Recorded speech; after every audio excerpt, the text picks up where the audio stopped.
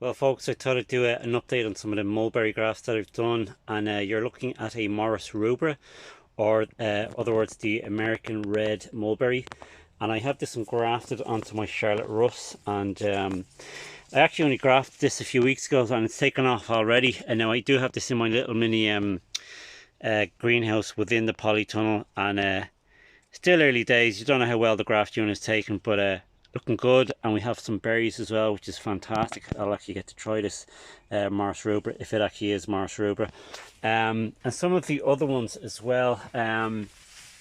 Here's my Gerardi. Let's see if this will focus. Yeah, and if you can see there, we're getting fruit already. Now I have this grafted onto World's Best. I actually have two Gerardi grafted onto it, and this one's starting to bud out as well.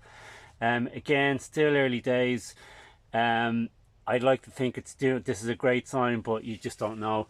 And we have a few more in the back there, if I can zoom in. That one's starting to bud out there, and so is that one there, and one behind that fig tree. They're all Gerardis on World's Best, so looking good. I have a few others that I have at home, my back garden, and they're much further on because I started them much earlier, and they've leafed out much like this Gerardi here, or sorry, Charlotte Russ, and they're putting out plenty of fruit, so it's looking great.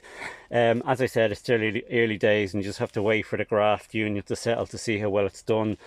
But I have to say I'm very, very impressed. I had done a bit of research into Gerardi, and apparently it doesn't graft too well, but for, I don't know, maybe I just got lucky. Every single one of the grafts I've done so far have taken, so I probably have about 8 or 9 Gerardi grafts at the moment. But I'm so impressed with it that I'm considering grafting Morris nigra. Now I do have a Morris nigra which is here, and Morris nigra is a fairly slow growing tree, and it is, in my opinion, the best tasting of all mulberries.